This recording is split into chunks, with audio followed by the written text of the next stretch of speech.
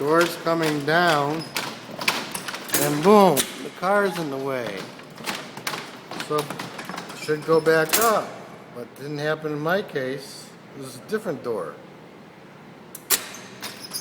Now, functioning perfectly, hits the car, or sees the car in the middle.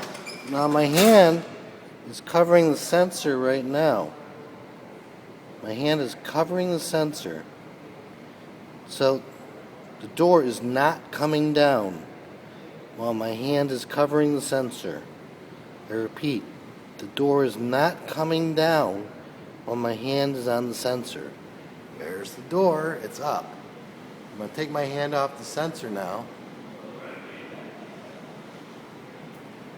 And let's see what happens. It's coming down. So, the sensor on the other door malfunctioned. Plain and simple.